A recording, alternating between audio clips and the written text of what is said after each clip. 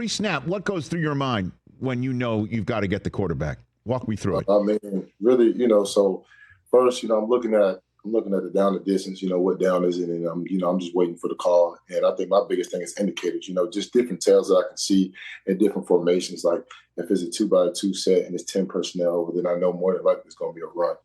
If it's 12 personnel, 2 tight ends in the game, I know. And the O-line, like they look really heavy with their hands just sitting down. I know that, I'm getting ready to, anticipate any type of run action coming toward the duo, inside zone, outside zone, counter, you name it. So those are different things I look at. So, I mean, that might be the intellectual side of your brain, Jihaad. Is there a part of your brain that says see ball, get ball? Like that's it? End of story? I mean, you know? I mean, it's on tape. It's on tape.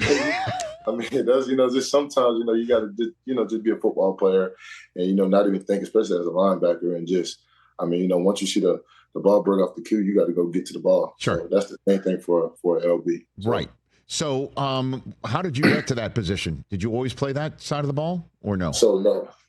So I was playing edge in high school, right? Yep. And, just coming to Alabama, I had to meet with Saban. Mind you, I just knew Sam and Jack linebacker. And Saban was like, yeah, man, can you play well linebacker? I'm like, yeah. Mind you, I don't even know what the position is. So he said, you know what that is? I said, nah. He said, okay, well, that's our middle linebacker position. We'll be using you in the box. And, obviously sometimes, in the apex or, on the edge. And I was like, okay, definitely. So, that point right there is where I was like, all right, let's do it. Like, let's lock it in and, we're going to go for a ride. We're going to accept this challenge and we're just going to keep on pushing with it. So Saban was the one who definitely looked at you and said, this is more than just an edge rusher, is what you're saying. Definitely, yeah. What's it like being coached by him in that regard? I mean, if he sees something in you. Hey, it's a little challenging. I don't know. You could be coached by, I don't know, Rich. Well, I don't know. No, I understand, it's definitely good, just being with coach. And I mean, the years that I was with him, which was my freshman and sophomore year, you see him exactly right there. He literally straight chew people out. I mean, the first year I was there was definitely a lot of that. But then, it grew into us having a better relationship and, just having a better understanding of what football was and, just how to play linebacker and what my role was for the team. So I definitely appreciate him, for just letting me be the player of who I, became to be. So then this is a perfect segue to the question I ask every Alabama player. And when I say every Alabama player, I've asked this of Tua. I've asked this of what's the best Saban story? No. What's the most pissed off you've ever made him? Ooh. Yeah, he was up here. He got up here. It was like out of the screen. Yeah, it was bad. I remember this one. I think we was playing like cover 7. And I was supposed to be playing cut. And I cut like the tight end the wrong way.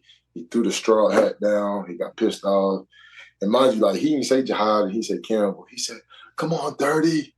That was back then when I was wearing number 30 jersey. So there's a lot of Saban stories for sure. So that was the most angry you've ever made him, a hat throwing, red faced mess, is what you're saying on that point. Yeah, I mean it was a couple times, but that one for sure was when I was like, I know I got to pick this up. Definitely. Well, I mean, again, he's Nick Saban. You don't want to disappoint him, and you also don't want to be on the business end of that sort of thing.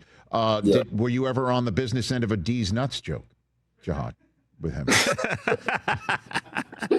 I went there. D's nuts, nah. No? Pause right there. See? Hey, I like that.